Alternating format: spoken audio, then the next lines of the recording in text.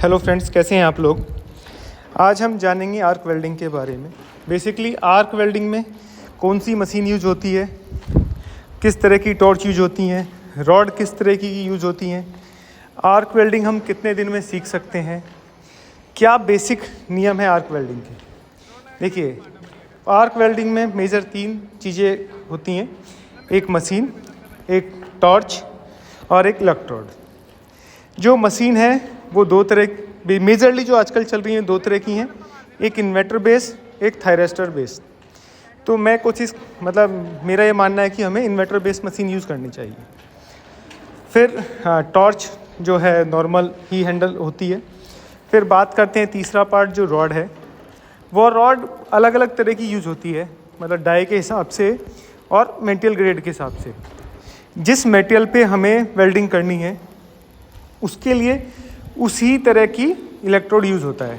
यानी अगर हमें एमएस पे वेल्डिंग करनी है तो एमएस का इलेक्ट्रोड होगा, एसएस पे करनी है तो एसएस का इलेक्ट्रोड होगा, हार्ड पे करना है कहीं हार्ड मटेरियल पे तो हार्ड इलेक्ट्रोड यूज़ होगा। तो जो इलेक्ट्रोड की वैरायटी है बहुत ही बड़ी है। अब हम बात करेंगे कि वेल्डिंग करते समय में क्या क्या ध्यान रखना चाहिए। बेसिकली जब हम वेल्डिंग करते हैं तो हमें 2 या 3 mm का गैप रखना चाहिए। और जनरली अगर मैं बात करूं, मैंने भी जब वेल्डिंग सीखी थी, सबसे इजी है आर्क वेल्डिंग। कोई भी 2 या 3 दिन अगर प्रैक्टिस करेगा तो सीख सकता है। बस हमें ध्यान रखना चाहिए कि उसकी जब हम से वेल्डिंग की प्रैक्टिस करें तो आँखों में हमें लाइट ना लगे। तो जो सील्ड है यानी ब्लैक ग्लास जो है उसका हमें इस्तेमाल करना चाहिए। और मशीन पे जो हमारे पास मशीन है, इन्वर्टर बेस मशीन है, ये एडवांस है थोड़ी सी मशीन। इसमें हम जो उसका वोल्टेज है उसको हम डिसाइड कर सकते हैं कि कितना कम ज़्यादा एम्पियर मतलब करंट हमें करना है।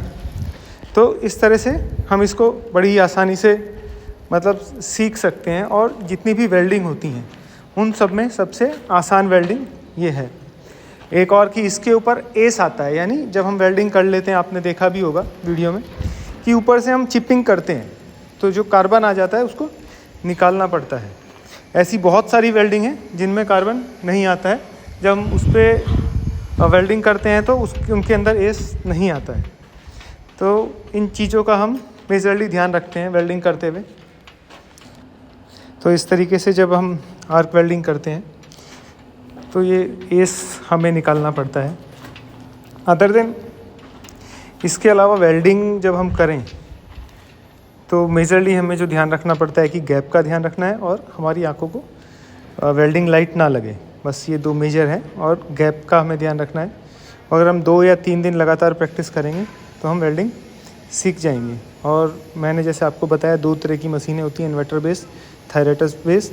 तो हम लोगों को इन्वर्टर बेस ही मशीन यूज करनी चाहिए। इसके फ़ायदे ये हैं कि इन्वर्टर बेस में जो इलेक्ट्रिक कंजप्शन है वो 1/4 हो जाता है लगभग। थोड़ी सी कॉस्टली मशीन है लेकिन जो इलेक्ट्रिसिटी का यूज़ है वो काफ़ी कम हो जाता है। तो इस तरह से हमें वेल्डिंग करना हम बहुत आसानी से सीख सकते हैं। वीडियो अगर अच्छी लगी हो तो वीडियो को लाइक कीजिए, चैनल को सब्सक्राइब कीजिए। धन्यवाद।